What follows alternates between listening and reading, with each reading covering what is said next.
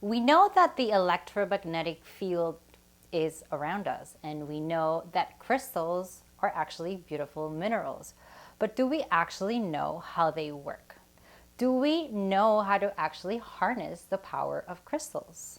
Hi, my name is Stephanie Castellon, and welcome back to another video of Start and Continue. Start and Continue is a place that allows you to journey into the beginning of getting to know yourself, maybe through spiritualism, but also a place to continue with it once you do start. We've noticed that what started as a crystal shop was not really going the way we wanted to, and we noticed a big gap between the knowledge between crystals and the actual practice. We understand the presence of the electromagnetic field, and we also know that crystals carry energy. It's now supported by science. However, do we actually know how to harness the power of crystals or minerals and really use it for our purpose? We are not going to make it weird, and we are not going to use a lot of spiritual meanings, but we are going to give you a place where you can feed the logic that we so need in order to harness the powerful use of crystals. For me, it started with my grandmother very long time ago. She comes from an indigenous community in Colombia. They are called the tribe of Más Adentro. And I grew up with a lot of spiritual connections since I was very young. My father passed away when I was 8 years old, and I was raised by two strong women.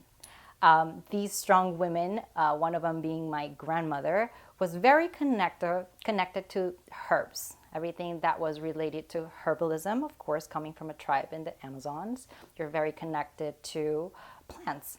Everything that's related to plants and healing through plants. So throughout my childhood, when I had my period or I was going through something, there was always a type of water or tea or some type of herbal mixture that will make me feel good. And in fact, it always did. So what are crystals? Let's rewind that and make crystals a new world. Let's make the word crystal a mineral, because that's what it is. It's just a mineral. I believe that the word crystal, because it's been marketed so much, may have attracted wrong meanings or wrong advertisement per se. So let's go back to the fundamentals of what a crystal is. And crystal is a mineral. Mama Earth, or Earth itself, has the power and the ability to create life. Among it also created crystals through millions and millions and millions of years.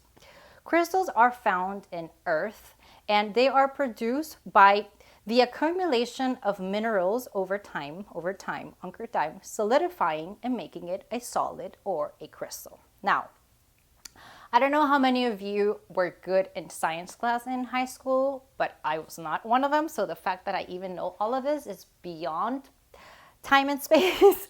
But the one thing that they did teach us in high school about science is that there is only one perfect solid in the entire planet Earth. One. There's millions of things, plants, cars, humans, this, that. We live among so many things, and you're going to tell me that there's only one perfect solid in Earth, and it's right in front of you. This is it. It's a crystal. It's a mineral. And the reason why it's the perfect solid is because of its atomic composition. So let's get into the science fact because you need to hear it out. Because of its atomic composition, this crystal is a perfect solid. Everything on Earth is made out of atoms, and everything on Earth has a frequency or an energy, right? Atoms have it has a nucleus, and it has neutrons and protons, and they're always bouncing around creating some type of energy. Humans have an atomic composition. Plants have an atomic composition. Wood, a table, a chair, have an atomic composition. The difference between all of us is how it is composed, how it actually looks on the inside. Correct? If you took out the atomic composition of a crystal, the crust of the atomic is perfect, it is constant, it is solid. So, if a crystal is constant, is perfect, and is solid, and humans and plants and everything around us is not. When we come in contact with crystals, it allows us and our composition to become at a constant and precise state. Now, I'm telling you this and it may sound like, oh my gosh, she just discovered that, something big. But this has been around for a long time. The fact is that not a lot of us know it. However, science has been using it to their benefit for hundreds of years. So did you know that if you put mechanical pressure into a crystal, meaning mechanical, a lot of forceful pressure into a crystal, it will create electrical energy on its way out? Let me repeat that again. If you create a mouthful amount of pressure into a crystal, it will create electrical energy. And that's the piezoelectric effect of crystals, or quartz. It's actually in the quartz family. Science has been using crystals to power energy. Voila! There you go. Did you also know that, with this in mind, there are several train stations, there are several airports that have crystals in their floors so that when people walk by creating pressure, mechanical pressure, the crystals create electrical energy powering the airports or the stations. How about this? If I'm telling you that a crystal is precise, it's constant, it's just preciseful, did you also know that rubies, which are minerals or crystals, are used to create X-ray machines or laser points? Why? Because their atomic composition is so precise, so constant, so perfect that when you light up a light behind a ruby, it creates a precise direction of that light, creating a laser focused direction of that. And guess where that's used? In operation surgical rooms. It's all over us, you guys. Did you know that the human body is composed of two things? Minerals and water? Yeah, minerals and water. That is what the human body is composed of. And water holds such an important role, not only in the universe, but also in ourselves. Our body can be from 70 to 90% water, just like the earth. And water is around us. It's also that one element that can be in many forms, not only as a liquid, but also as a gas, like when it rains, and maybe as a solid, like when it's an ice. Water, it's so special. But lately, we've discovered, and we have science to back it up, that water holds information. Dr. Emoto dedicated his life, a big portion of his life, to studying water. What happens to water when you speak to it kind words, and what happens to water molecules when you speak to it unkind words. And the water molecules actually change depending on your words. There's different studies that show how water retains information from places. Example, the water from a stream where there is war is completely different water structure from a place of a water that has never been touched by the human hand, proven by science. So if we have all this information on water that is so important to our body, why are we not making the connection? What is the missing link between understanding the importance of water and the connection of the scientific aspect of actually programming your own water? If we have scientific information that water is actually programmable, water is actually healing, and there is no doubt about that because we actually have holy water in churches as well. There's a reason for that too. It holds information. You can also program the water that you are drinking at home. You can set it up with your intentions, and your intentions can be taken to you with you, even if you choose to put it on a bottle of water and take it with you throughout the day. Healing has never been as simple as it is today. I believe that the humankind is ready and open to hear a lot more information of what healing is, what has been for thousands of years, and where we are now. It seems that the longer generations come and the longer we exist, the more complicated medicine gets. However, what's not complicated is where we come from.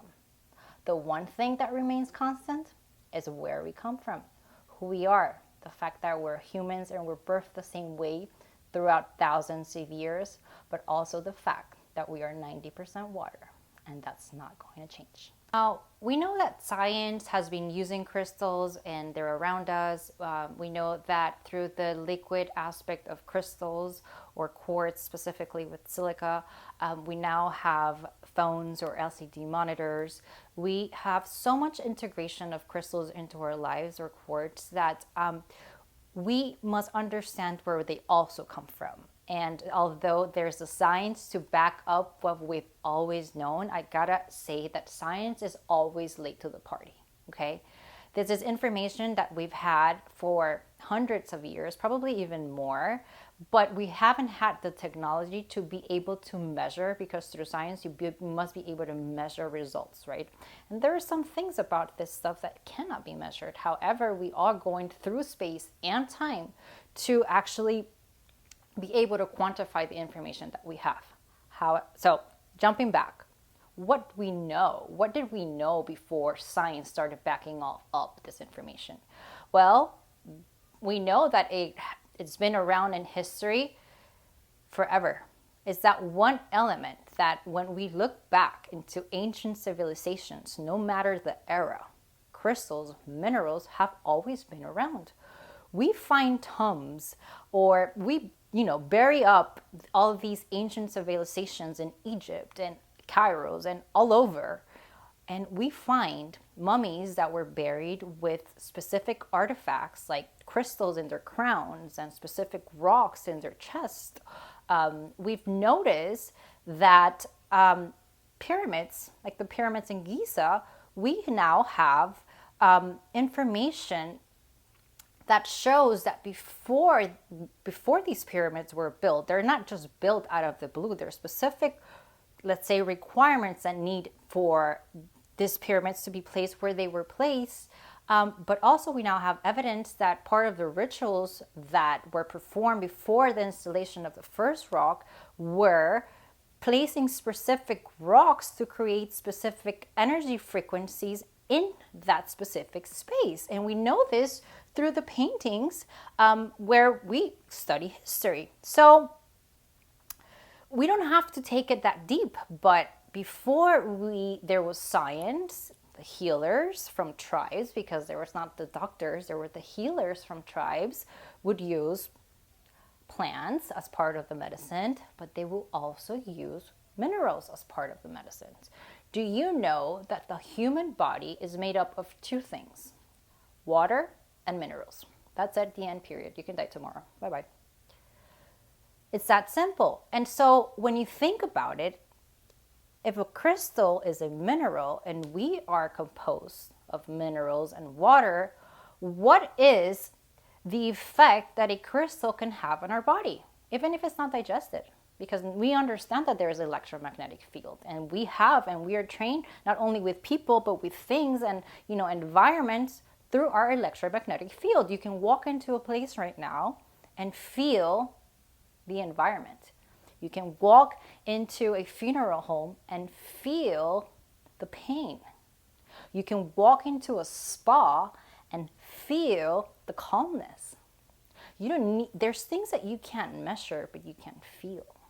And this is where crystals kind of come in place. So now that we know a lot of the scientific aspect of crystals, and we know this background and spiritual connection to crystals or to these minerals, being here and being in this channel will allow you to find a place to connect the two.